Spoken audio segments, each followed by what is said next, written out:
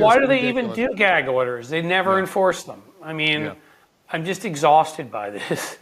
I mean, it does remind you if anybody like has had a narcissistic or sociopathic or something, you know, antisocial disorder, whatever person that you've either been around because you've been stuck with them because of school or family friends or even in your family. Like, it's just, it never ends. The drama, the look at me, like, they're just so f***ing exhausting. And like, I hate this guy in so many different ways, but one of them is that he just won't shut the f*** up his little baby f***ing mouth and hands and go away and be, you know, go with his diaper to wherever the f*** he wants to go. Now, Kendra, there's 3 things that you should know about my husband.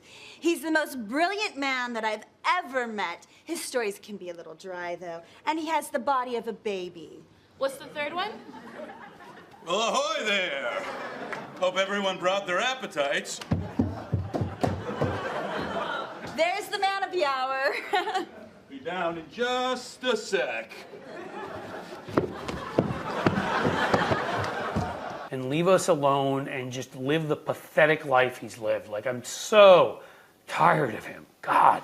What's the calculus here, Cliff? Is he just looking to get thrown into jail or fined or something so he can complain to his red hats and say, oh, look what they're doing. It's such a disgrace what they're doing to me. They're telling me I can't talk. Why are you so obsessed with me? Which is actually the context for his violation of or not violation of the gag order, but for his attack against Judge Merchan's daughter.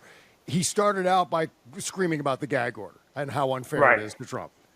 Thus, asking for another gag order is essentially what he's doing.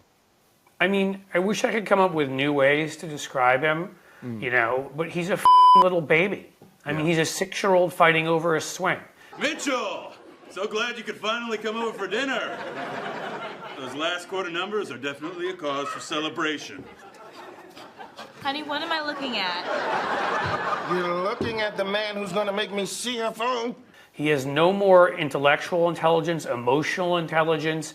You know, man, it's unfair. Mommy, I want that lollipop. I mean, go for a walk down the street in New York City and you'll see kids that act about the way Donald Trump does, about everything. I don't honestly think, in other words, some of his stuff, because sadly there's a lot of other emotionally damaged people out there, and they've all, like if you put up one of those fly zappers that attracts flies, they've all been attracted in that very same way to MAGA, right? Yeah. I mean, you look up any of these candidates for something, you're just like, where is it? Where's the prison sentence? Where's the restraining order? Because you know there's going to be something in their past like that. They did something awful, because they all do. And they've all found each other. They're all attracted to, it's like they're, you know, attracted to this bright light. Donald Trump is like their, you know, is their crappy leader. May I have your attention, please? May I have your attention, please? Will the real Slim Shady please stand up?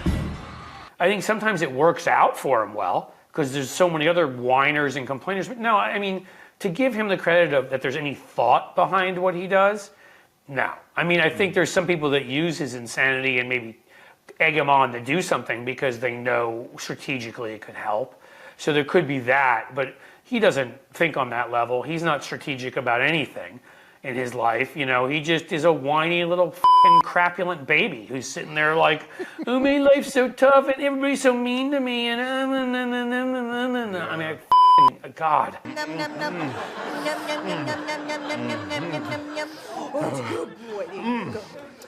I mean, just the biggest loser in the world. That little thing he put up the other day. I won both golf championships. I mean, who the fuck does that? Like, are you a 3-year-old? Like, what is... Sorry, go ahead. It is the world's biggest participation trophy. Right? No one's going to oppose him. You know what it's like? He's acting like Richard Crenna's character in Summer Rental. Remember that? Where there's like the whole second half is all about this big boat race, and Richard Crenna assumed that he was going to win every year and normally did. Yes. And along comes John Candy, who ends up, spoiler warning, defeating him. Excuse me. Excuse me. Why are you people going through here? Yeah, perfect.